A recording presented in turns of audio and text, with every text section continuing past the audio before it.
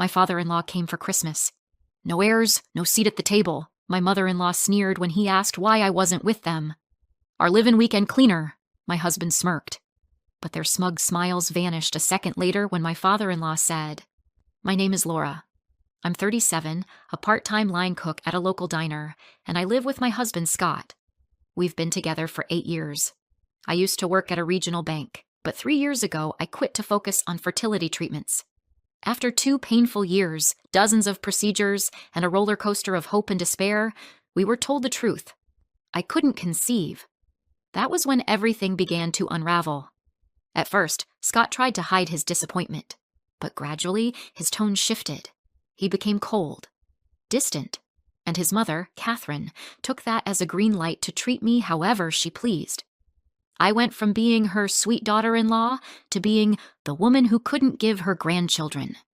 Now, every weekend, Scott drives me to his parents' house, not for a visit, but to work. I clean, scrub, cook, and serve, while the two of them sit and chat about old movies or politics. I'm not asked to sit with them. I'm not thanked. I'm expected. This Christmas was no different. When Scott and I pulled up to Catherine's house, I noticed the driveway had been freshly shoveled. That meant one thing. Martin, Scott's father, was home. Martin had been working abroad for several years and rarely visited. I had met him only a handful of times. He was a quiet, thoughtful man. I wasn't sure what he thought of me, but I suspected he didn't know much of anything. Catherine always spoke over me whenever he was around, and Scott never defended me. I spent the morning prepping dinner alone while the 3 of them talked in the living room. The roast was in the oven, the table set. 3 plates, 3 glasses of wine. None for me. Martin's voice cut through the hallway. "Laura, are you not joining us for dinner?" I stepped around the corner with a polite smile. "I'll eat later. I still have dishes and—" "She's not joining," Catherine interrupted. "We've got it down to a system. She prefers staying busy." Scott chuckled. "Besides, it's just the 3 of us." "Less fuss this way." Martin frowned. "Why only 3? She cooked all of this." Catherine sipped her wine. "A daughter-in-law who can't give you grandchildren should at least make herself useful." I froze in the kitchen doorway. Scott didn't say a word to defend me. In fact, he added with a smirk, "We call her our weekend housekeeper now." She even answers to it. Martin's face remained unreadable. He looked down at his plate, then back toward the kitchen. "Does she have a name?" I felt my hands tremble as I returned to the kitchen. I grabbed the coffee grinder and began preparing their usual after-dinner drink. Catherine was obsessed with her dark roast, freshly ground, just the way she liked it. And if it wasn't made fast enough, she'd complain about my lazy blood. As I turned the handle of the grinder, 1 coffee bean slipped and bounced onto the floor. I stared at it. That one small sound, the tap of the bean on tile, was louder than everything. Later, as they finished dinner, Martin came into the kitchen quietly. "I'm heading out for a bit. Want to join me for a coffee?" I blinked. "Me?" "Yes." "You," he offered a small smile. "You cooked. You deserve at least a cup of something warm." Scott raised an eyebrow from the living room. "Where are you 2 going?" "Just out for a quick drink," Martin said calmly. Catherine scoffed. "You're not taking her, are you?" "What kind of woman runs off to a bar on Christmas?" "She's my daughter-in-law," Martin replied evenly, "and I think she deserves a little humanity." We left before they could protest. At a nearby bar, Martin ordered a beer and I got a whiskey soda. It was a quiet place. Soft music, a few scattered patrons. For the first time in years, I felt like a person. We talked. Or rather, I talked. I told him about the fertility treatments, the pain, the shame, the moment the doctor told us it would never happen. I told him about how Scott changed, how Catherine treated me like furniture, how they reduced my allowance from $1,000 to $500, blaming me for no longer needing fertility support, how I wasn't allowed to work full-time and part-time jobs were barely tolerated. Martin listened quietly. He didn't interrupt, didn't excuse their behavior. He just listened.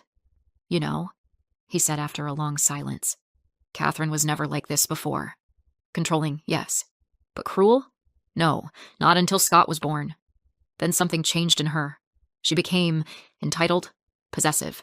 I stayed because of the boy. But I left the moment he moved out. I looked at him. You left because of her?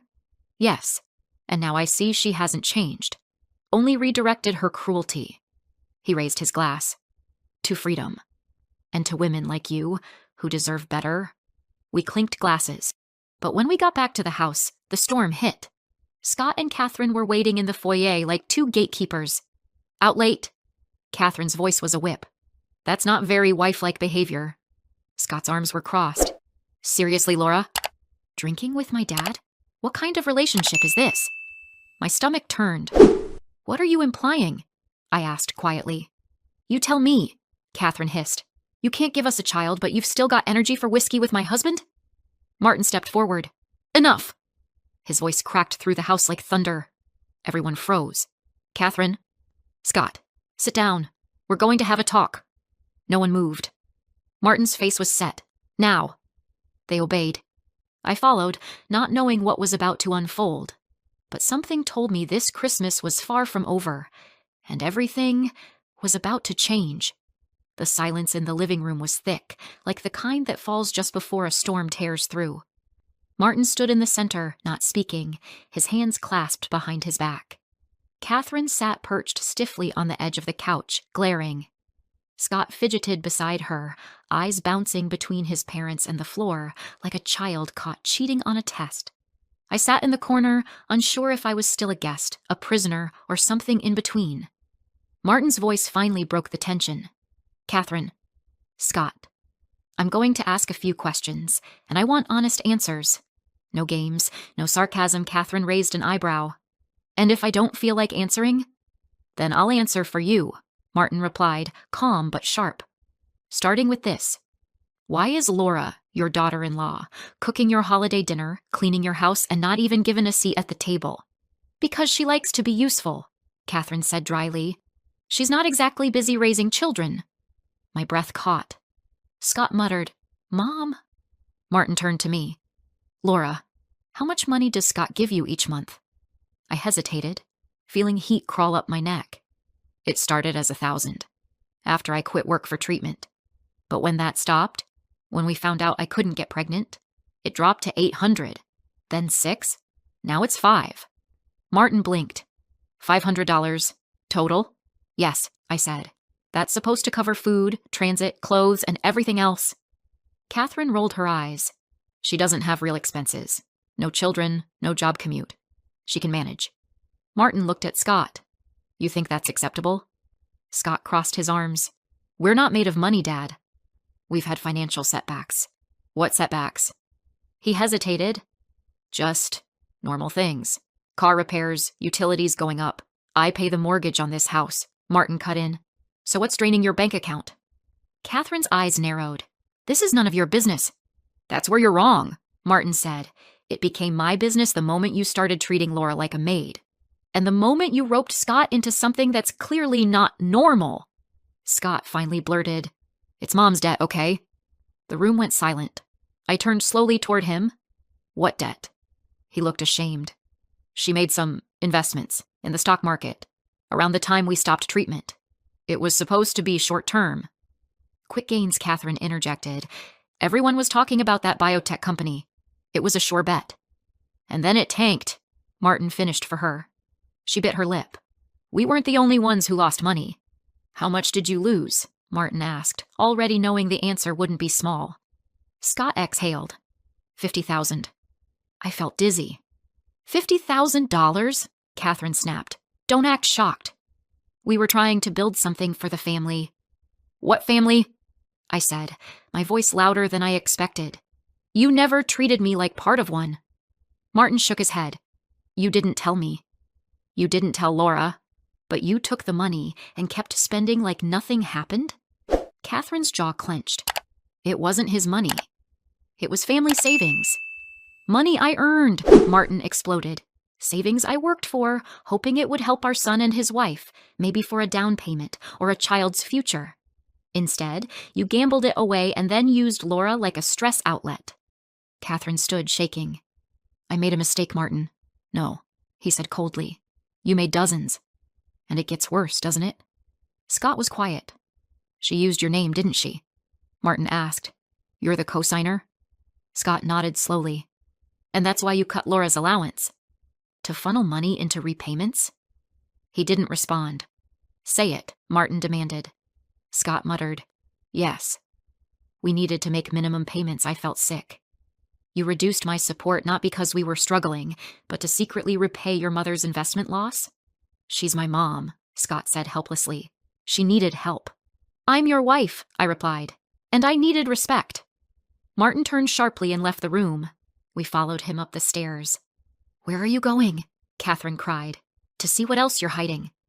He reached the walk-in closet and yanked open the doors. The sight took my breath away. Rows of designer handbags. Boxes with labels from Louis Vuitton, Chanel, Prada. Jewelry drawers filled with gold and gemstone accessories. Martin opened one and pulled out a necklace. Diamond-studded, heavy, real. These are all recent, he said. You said you were working at a supermarket to repay debt. You said you were broke. I bought those before things went bad, Catherine insisted. Martin picked up a receipt. This is dated 3 weeks ago. She paled. Scott turned to her. You told me you stopped spending. I needed something to make me feel normal, she screamed. Everything was falling apart. Martin dropped the necklace back into the drawer. I'm done. No, Martin, please. You humiliated Laura. You lied to your own son. You stole from our future. I'm done pretending we're a family. You can't just leave, Catherine cried. You don't even have a place to go. I do, he replied. I've been renting in Boston for over a year. Quietly, waiting. She looked stunned. I'm divorcing you, Catherine. And I'm selling this house. You can take your bags and your jewelry and find somewhere else to play queen. Scott stood stunned. Wait, you're serious? I've never been more serious, Martin said. Then he turned to me. And Laura. I know you've been trapped in all this longer than I can imagine, which is why I brought these. He reached into his coat pocket and pulled out a manila envelope. He handed it to me.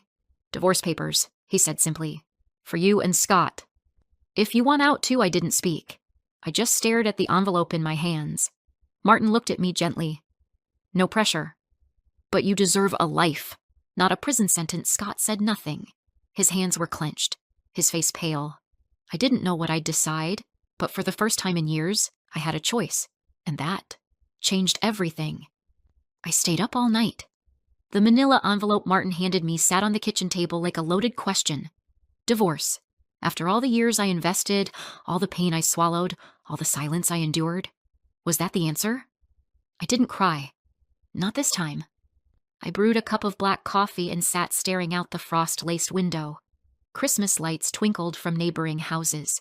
Behind me, the echo of Scott's voice, the disgust in Catherine's tone, the clink of silverware on porcelain, everything we called family, rattled in my skull like broken ornaments in a box no one bothered to seal. At 6 a.m., I signed. No fanfare, no drama. Just one pen stroke after another until my name was on the dotted line. Scott came down later, disheveled. He must have seen the envelope, because he didn't speak at first. You're really going through with it? He asked finally, his voice low. I nodded. He looked away, hands in the pockets of his sweats. I didn't mean for things to get this bad. I stood calm. But you let them. I was stuck in the middle, he muttered. No, Scott. You chose a side. Every time you stayed silent, every time you handed me less money, every time your mother called me useless and you did nothing, you chose. He didn't argue. There was no point anymore. By the afternoon, Martin had met with a real estate agent. The house was already drawing interest, good location, high land value, even if the structure itself needed work. Catherine panicked. You can't just throw me out, she screamed in the driveway as Martin loaded his car. You threw Laura out emotionally years ago, Martin said. You'll survive a lease. But I can't afford rent. What am I supposed to do? Maybe sell a few handbags, he said without looking back. She glared at me. This is your fault. You turned Martin against me. I stared at her, tired but grounded. You did that yourself. I just stopped covering for you. Scott didn't say much during the move. When I asked about the alimony and division of property, he just nodded and agreed to everything Martin's lawyer had proposed. He looked smaller than I remembered. Less a man, more a boy who never grew past his mother's shadow. I moved out first. Martin helped me find a modest but bright apartment on the east side of town, near the river. It was quiet, clean, and, most importantly, mine. He also surprised me with a job offer. "I know someone at a security firm downtown," he said over coffee a week later. "They're hiring for internal accounting." Not glamorous, but stable. I smiled. "Sounds perfect." "You're sharp, Laura," he said. "You've always been the most level-headed person in the room." "You just forgot it for a while," I swallowed hard, warmth spreading through my chest. "Thank you." For everything, he shrugged. "I should have stepped in sooner." "But you did," I said. "When it counted." "Catherine and Scott?" "Well, their fairy tale ended with a foreclosure notice and debt collectors. Martin sold the house quickly. Someone wanted to tear it down and build townhomes. Catherine had no savings, no fallback plan.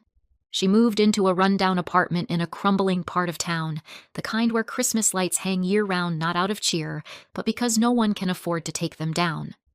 She now works day shifts at a local grocery store and bartends a few nights a week.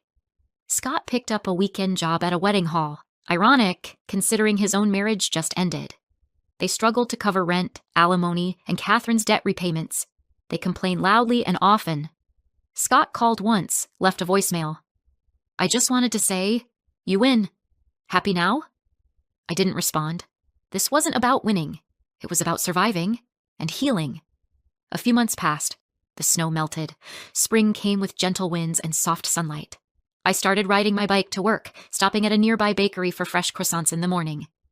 On one of those mornings, Martin surprised me with a small potted orchid. "For your desk," he said. "A new job needs a touch of life." We sat in the cafe across from my office building, sipping coffee like old friends. "You seem lighter," he said. "I feel it," I replied. He studied me for a moment. "Do you regret anything?" I paused, then shook my head. I used to think not having a child meant I failed. But the truth is, I just hadn't made space in my life for me yet. Martin smiled. "That's a beautiful thing to say." "It's a beautiful thing to live," I answered. On the morning of my first big client audit, I dressed with extra care. Navy blazer, cream blouse, my mother's watch. I pinned up my hair and stood by the mirror. I didn't look like someone who needed saving anymore. I looked like someone who had finally saved herself. And that was enough. As I stepped out into the sunlight, I whispered to no one in particular. This time, I'm not trying to be a wife or a mother or a peacekeeper. I'm just being me, and that, at last, was more than enough.